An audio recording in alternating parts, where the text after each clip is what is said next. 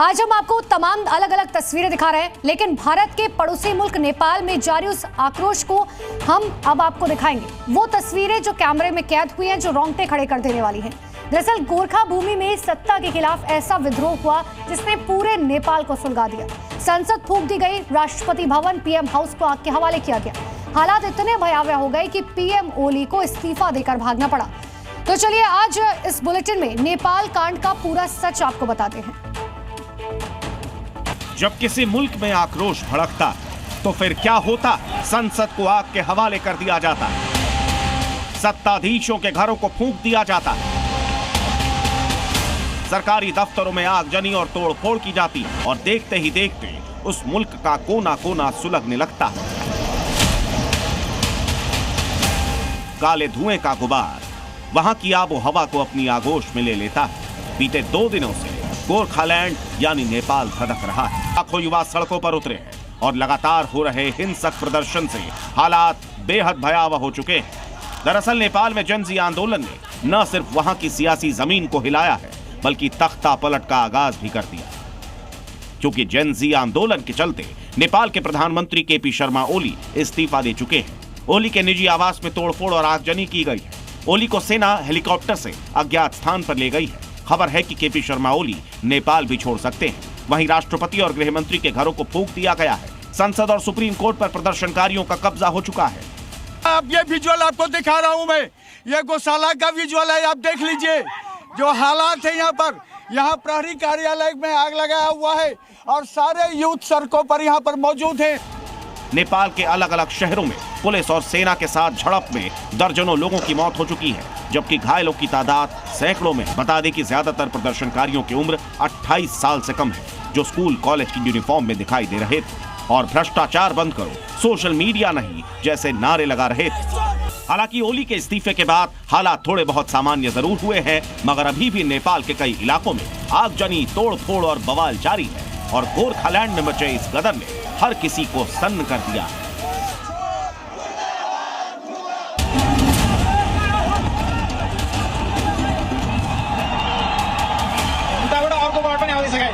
न मरने का न जीने की ख्वाहिश। मुल्क की आवाम जब सिर पर कफन बांध लेती है तो हालात कितने खतरनाक हो जाते हैं। पड़ोसी देश नेपाल से आज इसे पूरी दुनिया ने देखा।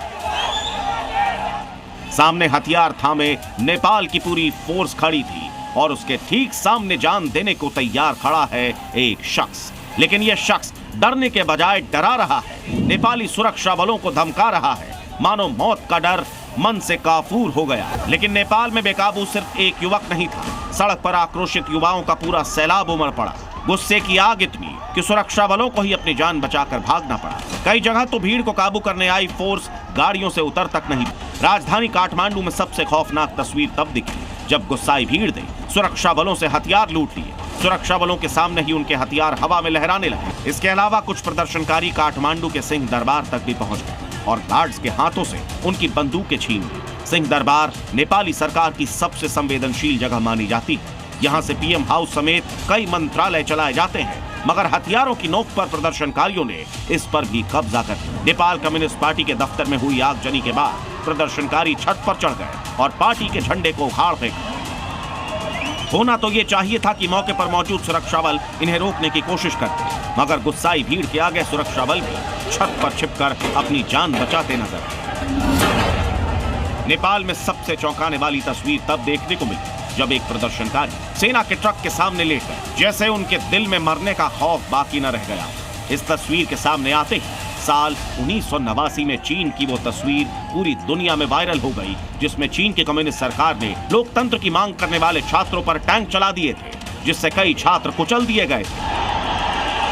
मतलब प्रदर्शनकारियों ने हर वो माहौल बनाने की कोशिश की जो ओली सरकार को सत्ता से उखाड़ फेंकी। ओली सरकार ने भीड़ को संसद तक पहुंचने से रोकने के लिए बैरिकेडिंग्स लगाई, मगर भीड़ ने जब धावा बोला तो सुरक्षा बल बैरिकेडिंग छोड़कर पीछे हट गए। इसके बाद प्रदर्शनकारियों ने न केवल संसद भवन को फूंक डाला, बल्कि संसद में रखा सामान भी उठाकर अपने साथ ले गए, कुर्सियों तक को नहीं छोड़ा।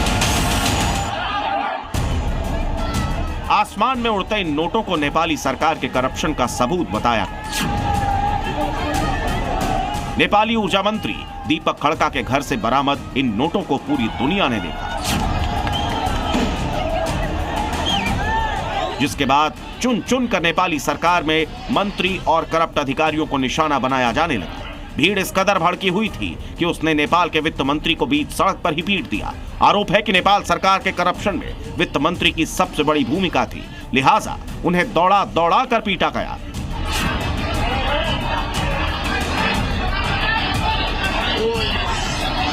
जान बचाने के लिए उन्होंने संकरे रास्ते से भागने की कोशिश की, मगर भीड़ ने उन पर हमला कर दिया। नेपाल के पूर्व प्रधानमंत्री देउबा और उनकी पत्नी को भी पीटा गया। तस्वीरों में देउबा बुरी तरह लहूलुहान हालत में दिखाई दिए। इसके अलावा पूर्व प्रधानमंत्री झालानत खनाल की पत्नी को भी भीड़ ने आग के हवाले कर दिया, जिसके बाद अस्पताल में उनकी मौत हो गई। इसके अलावा नेपाली कम्युनिस्ट पार्टी के नेता पर भी हमला किया गया। दावा है कि प्रदर्शनकारियों से बचने के लिए पैडेल हेलमेट लगाकर भाग रहे थे, मगर भीड़ ने उन्हें पहचान लिया और बुरी तरह उनकी पिटाई कर दी। इसके अलावा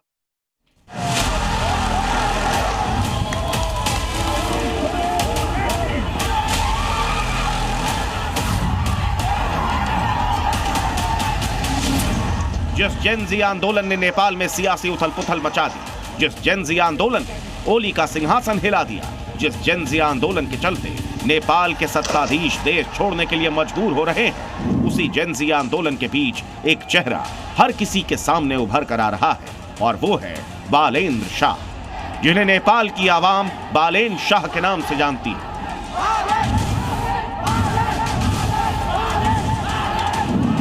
ये वही बालेन शाह है जिन्हें सत्ता सौंपने की मांग नेपाल के जेनजी आंदोलनकारी कर रहे हैं। दावा तो यहां तक किया जा रहा है कि बालेन शाह ही वो शख्स है जिन्होंने पर्दे के पीछे रहकर आंदोलन की अगुवाई की। तभी तो जैसे 26 घंटे में एक पूरी सरकार ने सरेंडर कर दिया, लेकिन यह कैसे मुमकिन हुआ? दरअसल यह मुमकिन हुआ जेनजी जनरेशन के कारण। जी हां, जेनजी जनरेशन यानी किसी मुल्क की वो युवा पीढ़ी जो साल 1997 से 2012 के बीच पैदा हुई। टेक्नोलॉजी में जेनजी यूथ सबसे आगे माना जाता है। ये वही पीढ़ी है जो स्मार्टफोन्स और इंटरनेट के साथ बड़ी हुई। इस पीढ़ी के पास सबसे ज्यादा सोशल मीडिया इन्फ्लुएंसर्स हैं। मतलब ये न केवल मिनटों में भीड़ इकट्ठा कर सकती है, बल्कि भीड़ का इस्तेमाल करके सरकारें गिराने में भी माहिर मानी जाती है। 3 सितंबर का दिन ओली सरकार के लिए सबसे मनहूस साबित हुआ, क्योंकि 3 सितंबर की रात ही सोशल मीडिया पर बैन लगाया गया। हामी नेपाल ग्रुप ने 8 सितंबर को इसके विरोध में प्रोटेस्ट की कॉल दी थी। सोशल मीडिया पहले से बैन था, इसीलिए सरकार पूरी तरह रिलैक्स मोड में थी कि ज्यादा उत्पात नहीं होने वाला है।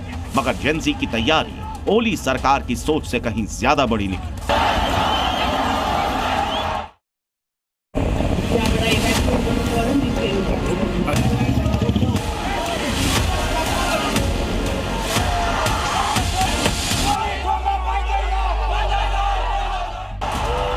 सात सितंबर को नेपाल की सड़कों पर हजारों की तादाद में छात्र और युवा उतरे। मकसद नेपाल की ओली सरकार के खिलाफ विरोध प्रदर्शन करना था। इस आंदोलन को जेन जी यानी जनरेशन जेड रेवोल्यूशन का नाम दिया गया। देखते ही देखते जेन जी आंदोलन ने पूरे नेपाल को अपनी चपेट में ले लिया। हर तरफ हिंसक प्रदर्शन होने लगे। बता दें, इस आंदोलन से जुड़ी कुछ वजहें भी सामने आई। 5 वजहों में सोशल मीडिया बैन, भ्रष्टाचार के मामले, सियासी अस्थिरता, बेरोजगारी और असमानता, इसके अलावा भाई भतीजावाद भी शामिल है। मुल्क लावारिस, सेना लावारिस, अदालत लावारिस और पुलिस भी लावारिस। ऐसे में क्या होगा नेपाल का भविष्य? इस सवाल ने 3 करोड़ की आबादी वाले नेपाल की चिंता बढ़ा रखी है। मुल्क की ज्यादातर सरकारी इमारतों पर जेनजी का कब्जा है, लेकिन ये हालात ज्यादा देर तक बरकरार नहीं रह सकते। लिहाजा काठमांडू के मेयर बालेन शाह ने आंदोलनकारियों से शांति बरतने की अपील की।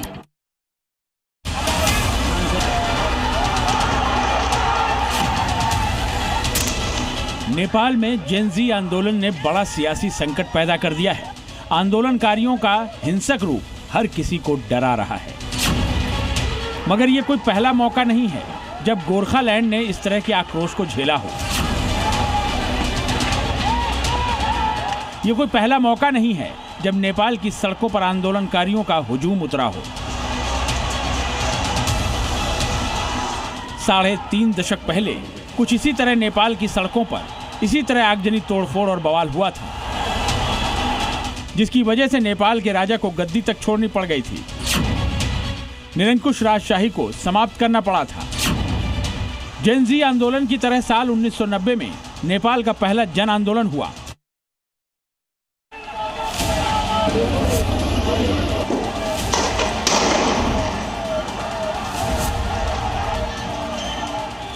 नेपाल के हाल पर भारत सरकार की नजर है। विदेश मंत्रालय पूरे घटनाक्रम को बारीकी से देख रहा है, क्योंकि नेपाल में काठमांडू समेत कई शहरों में अभी भी कर्फ्यू है। ऐसे में भारत सरकार ने नेपाल में मौजूद भारतीय नागरिकों को सतर्क रहने और स्थानीय प्रशासन द्वारा जारी निर्देश का पालन करने की सलाह दी। Zee News।